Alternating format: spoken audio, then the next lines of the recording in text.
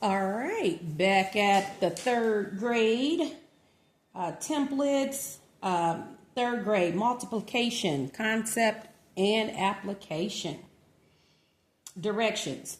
Write multiplication sentences, not just the answer, to solve how many legs these animals have in total. Okay, so you would read this over with your child, have your child read it as well to you.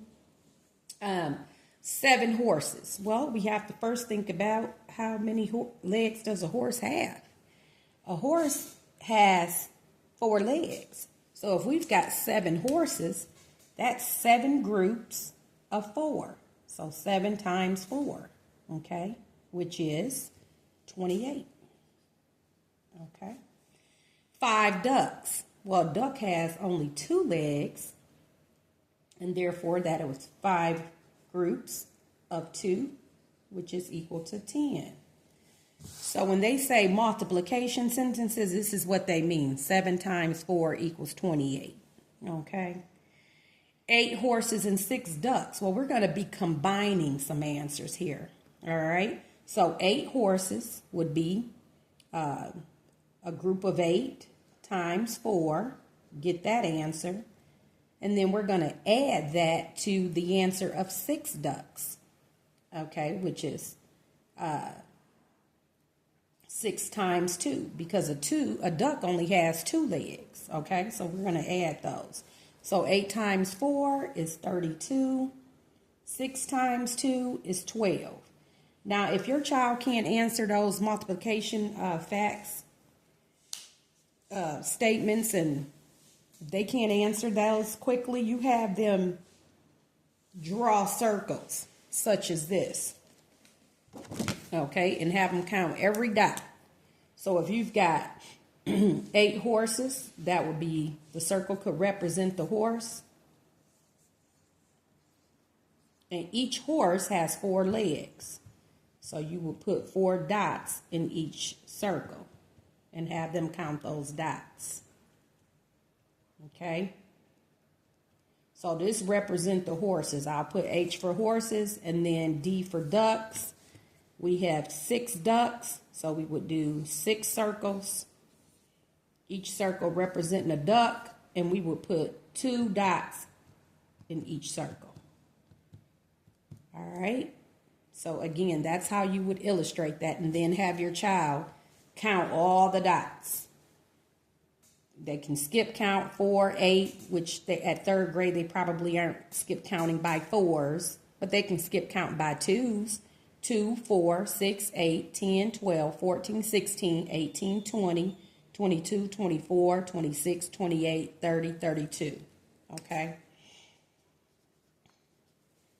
And then here we've got 2, 4, 6, 8, 10, 12. Okay, so we're going to add those 2 numbers and we get 44. So 44, we're adding 44. Okay, that would be the total number of legs for those animals. All right, continuing on. Each table seats 5 people. So imagine that. You've got tables that seat 5 people. And they're shaped like pentagons.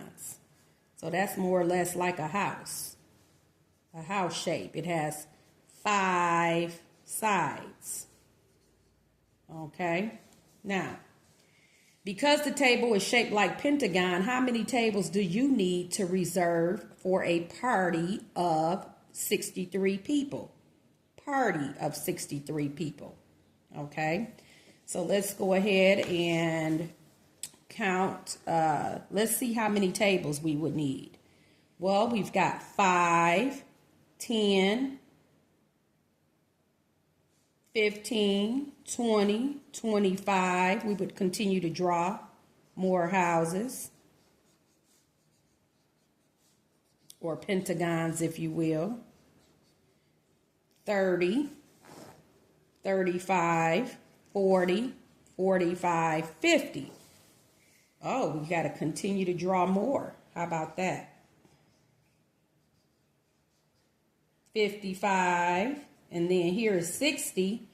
So far we need We need one more house, or one more pentagon, if you will, table. So 65. So we need 1, 2, 3, 4, 5, 6, 7, 8, 9, 10, 11, 12, 13.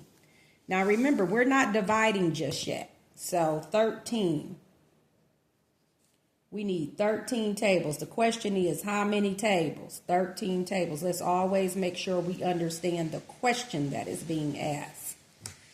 All right. Now, if you were to do this and knowing division, you would take 63 divided by 5. Okay. You would have 12, because 12 times 5 is 60. And then we can't have 3 people without seats. So we would need one more table, which would be the 13 tables.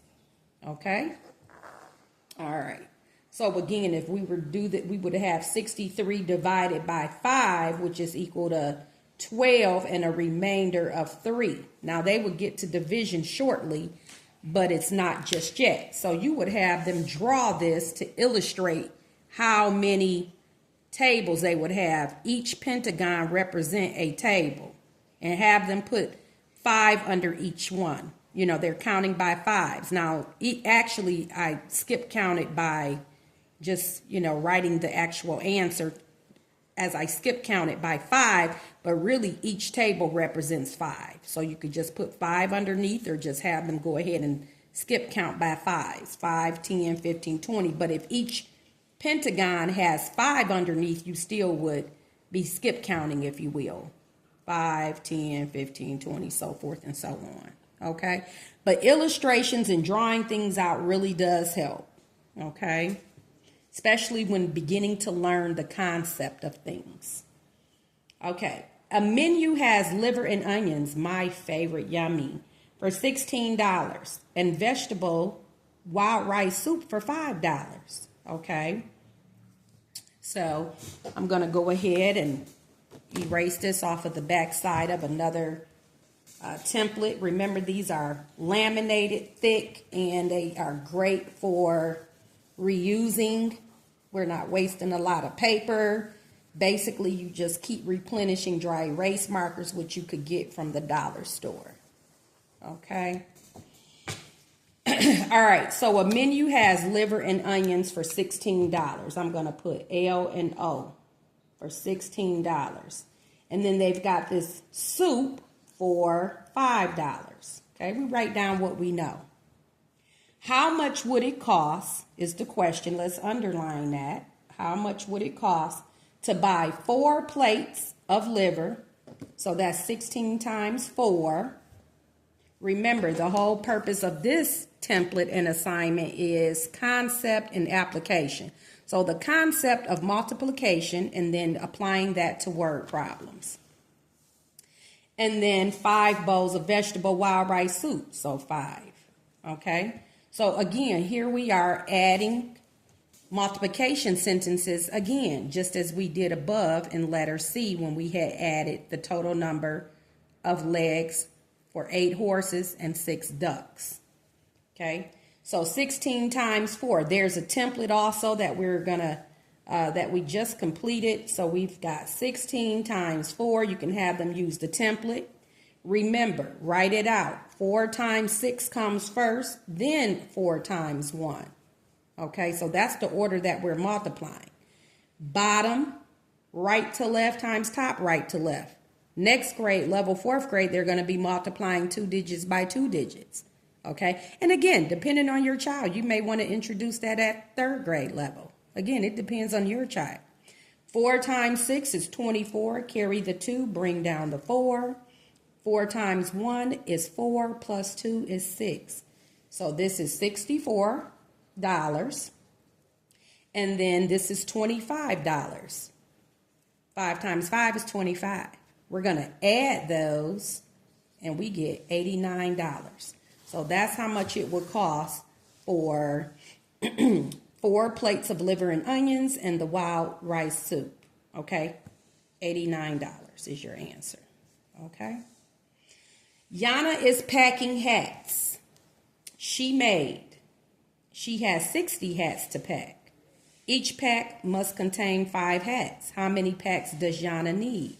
Well, thinking back to that last illustration, again, a pack, we can put 5 in each pack. So we would draw a circle representing each pack. And we're going to skip count by 5s until we get to what? 60. Now we know 60 divided by 5 is 12, but just in case that's not, understood by your third grader, you can have them draw circles to represent the hat.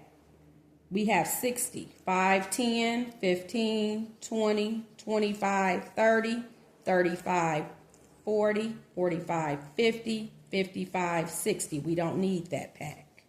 Okay, so that's 1, 2, 3, 4, 5, 6, 7, 8, 9, 10, 11, 12. We need 12 packs. And we're going to write that, 12 packs. Okay? All right, I hope you all got something from this as you work with your child at home. Again, this is a template. It's reusable. And this said remainder 3. Third graders don't necessarily learn division unless it's like single digit. But again, I would be just stressing the concept of multiplication. And this is why we're only doing 2 digits by 1 digit.